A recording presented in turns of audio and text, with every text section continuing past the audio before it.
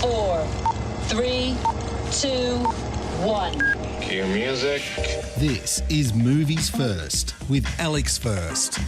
Following two teenage boys hungry for discovery in the mid-1970s in a remote corner of the Western Australian coast, Breath is based upon Tim Winton's award-winning novel of the same name, Mark Simon Baker's feature directorial debut.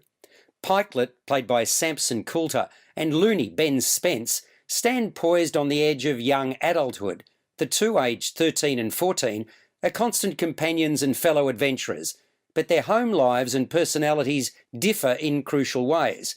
Mr. and Mrs. Pike, Richard Roxburgh and Rachel Blake, are solid and dependable. Pikelet is an only child, a thoughtful soul, and the Pike home is a warm yet slightly monotonous sanctuary. Looney is fiercely competitive and brittle. He lives by his wits. His father, Carl Loon, Jacob Coman, is a violent man, and Looney's home life offers no tenderness or protection. Nevertheless, the boys bond over bikes and daredevil stunts, but their dreams begin to focus on the ocean. Pikelet can only look at it longingly from his father's fishing boat on the river. The journey across the sandbar to the open sea is off limits. For Looney, the compulsion is what it always is: danger. One day, the pull is simply too much. The boys cycle outside their comfort zone. There they encounter the enigmatic Sando, Simon Baker, a former professional surfer whose effortless grace on the waves and studied detachment on land compels the boys. Pikelet and Looney begin to learn to surf, starting out on styrofoam boards with Sando as their mentor. The challenge quickly becomes to surf Old Smoky, a dangerous break a kilometre out to sea.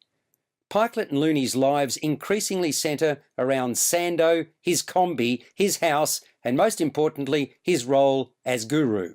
Part of Sando's allure and enigma is that he disappears, then reappears. But Eva, played by Elizabeth Debicki, Sando's enigmatic wife, is always at the house. A former champion freestyle skier from Utah, Eva's career was cut tragically short by a knee injury from which she's never fully recovered physically or emotionally.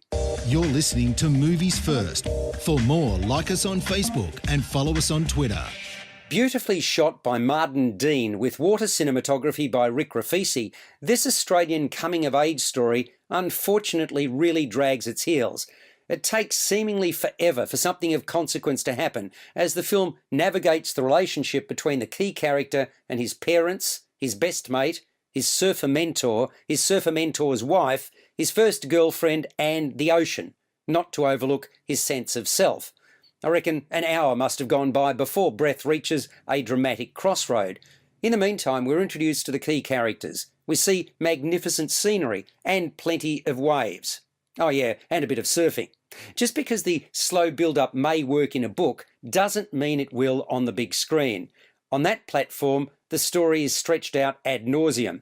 I understand that it's a film with multiple undercurrents, pun fully intended, an emotional core, reflective, brooding, but that was not enough to sustain my interest, nor am I convinced that Tim Winton's downbeat poetic narration, little of it though there is, works. There's a fatalistic element to what we're seeing too that's apparent early on. Nothing wrong with that. That is the nature of this yarn.